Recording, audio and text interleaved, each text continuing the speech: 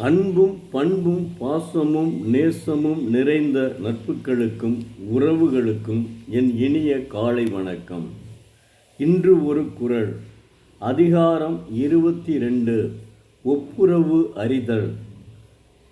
குறள் எண் 212. தாளாற்றி தந்த பொருளெல்லாம் தக்கார்க்கு வேளாண்மை செய்தல் பொருட்டு. ஒப்புரவாளன் தன்னால் இயன்ற முயற்சி செய்து சேர்த்த பொருள் எல்லாம் தக்கவர்க்கு உதவி செய்வதற்கே ஆகும்.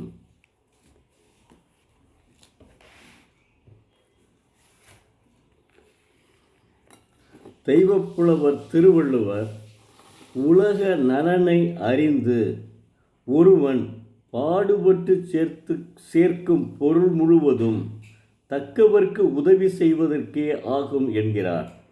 உதாரணத்திற்கு, ஒரு ஊரில் ஒரு எளிய குடும்பத்தில் இருக்கும் கணவனுக்கு இருதய நோய் ஏற்பட்டு அதனால் துடிதுடிக்கிறான்.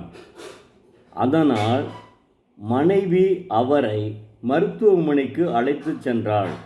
அங்கு அவரை பார்த்த மருத்துவர், இவருக்கு இப்போது இரத்த அழுத்தம் ஏற்பட்டு மிகவும் நெஞ்சுவலியில் உள்ளார். இவரை காப்பாற்ற வேண்டுமானால் ஆஞ்சியோ எடுத்து எத்தனை அடைப்பு இவருக்கு இருக்கு என்று பார்த்து அவருக்கு அறுவை சிகிச்சை செய்ய வேண்டும். இதற்கு 1.5 லட்சம் ரூபாய் செலவாகும் என்கிறார். இதனை கேள்விப்பட்ட பக்கத்து வீட்டுக்காரர், என்னிடம் ரூபாய் 2 லட்சம் உள்ளது,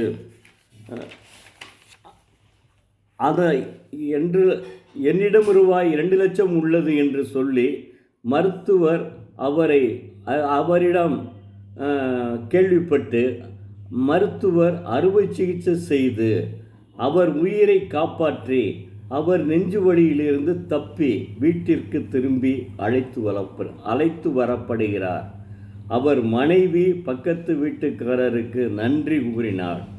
அவளின் கணவருக்கு எந்த கெட்ட விளக்கமும் கிடையாது என்பதை மனதில் கொள்ள வேண்டும்.